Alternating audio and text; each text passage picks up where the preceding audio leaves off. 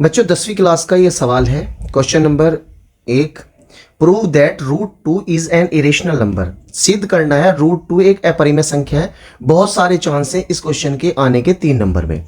चलिए इसे सॉल्व करते हैं। मान लेंगे लेट अस एज्यूम माना है ना, हिंदी में हम मान लेंगे माना। Let us assume that root 2 is not irrational number. क्या नहीं है ये? Irrational number. हमने मान लिया, माना यह एक अपरिमेय संख्या नहीं है, परिमेय संख्या नहीं है। क्या नहीं है? अपरिमेय संख्या नहीं है। सबसे पहले हमने क्या किया, इसे अपरिमेय संख्या नहीं माना। तो हम जब नहीं माना तो क्या कहेंगे?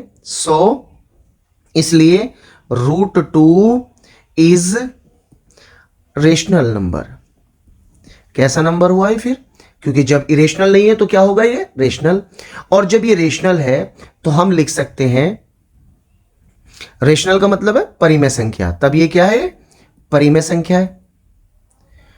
कैसी संख्या है? परिमेय संख्या। तब ये परिमेय संख्या है। अब हमने क्या किया, जब ये परिमेय है तो मैं लिख सकता हूं रूट 2 बराबर हो सकता है p या x अपॉन में y के। p अपॉन q भी ले सकते हैं, वेयर जहां x और y क्या है? Are integer. क्या है बच्चों? इंटीजर्स। ये इंटीजर्स हैं। और आपका y नॉट इक्वल है 0 के, y 0 के इक्वल नहीं है। हिंदी में जहां बच्चों x y पूर्णांक संख्या है, पूर्णांक संख्या है, तो हमें यह पता चला कि ये परिमेय संख्या है। अब हमने क्या किया, दूसरी चीज और हमें माननी है, ये प्राइम नंबर है। एक चीज और मान लेंगे, let x and y be को-प्राइम्स।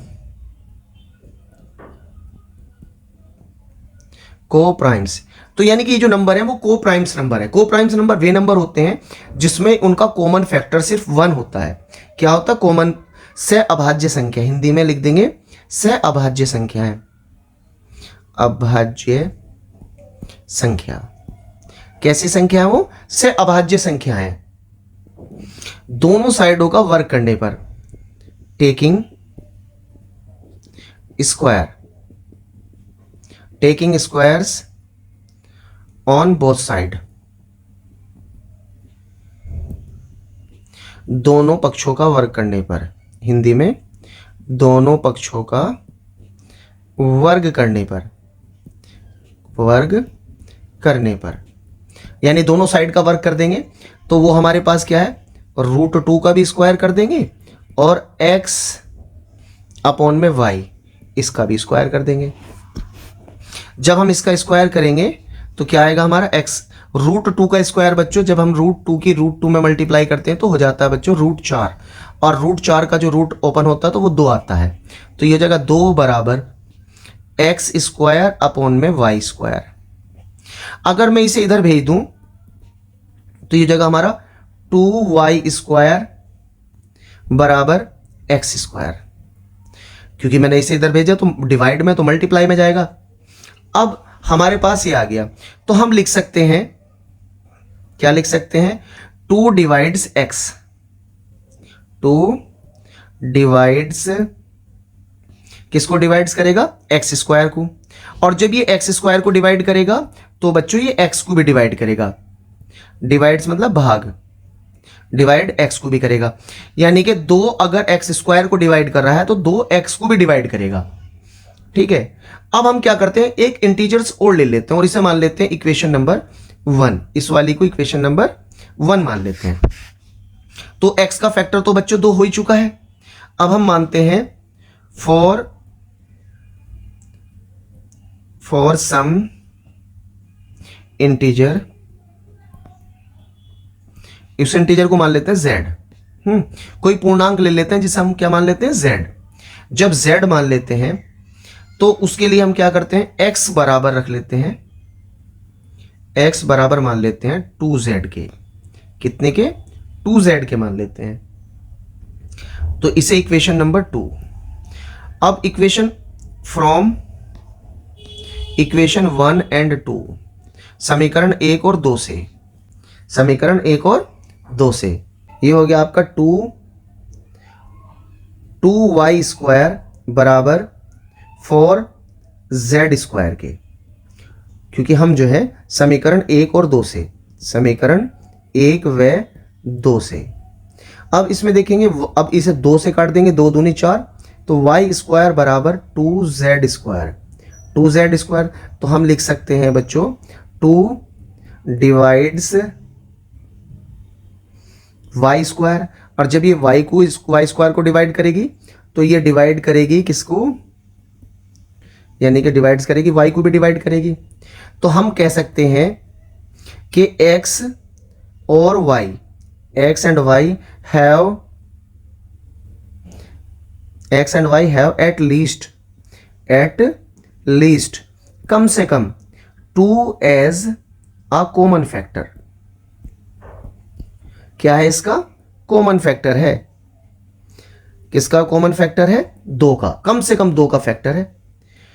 But लेकिन हमने क्या माना था, बट इट कंसीडर्ड, हमने कंसीडर्ड क्या किया था,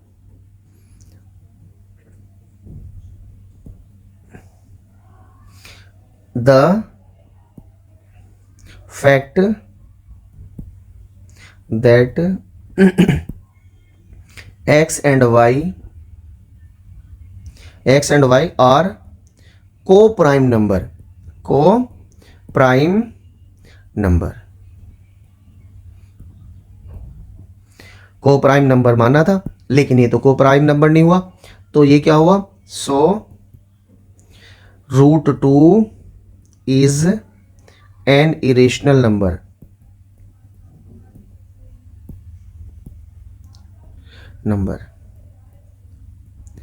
ठीक है बच्चों।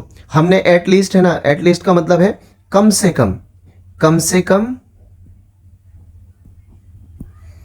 2 एक कॉमन गुणनखंड है, 2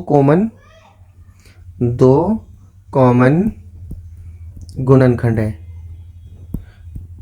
क्या है बच्चों, 2 कॉमन गुणनखंड है। हमने बताया कि 2 कॉमन गुणनखंड है, और हमने माना था क्या माना था, हमने माना था कि यह सहअभाज्य संख्या है, सहअभाज्य संख्या है, लेकिन ये तो सहअभाज्य नहीं निकली। जब सहअभाज्य नहीं निकली, हमने रेशनल माना था, तो ये संख्या क्या निकली बच्चों, इरेशनल नंबर हुई। बच्चों √5 और √3 या √7, इनमें बच्चों सिर्फ नंबर बदलने हैं, 2 की जगह 3, 2 की जगह 5 और 2 की जगह 7। बस सारा का सारा कंसेप्ट आपको जू का तू लिखना है।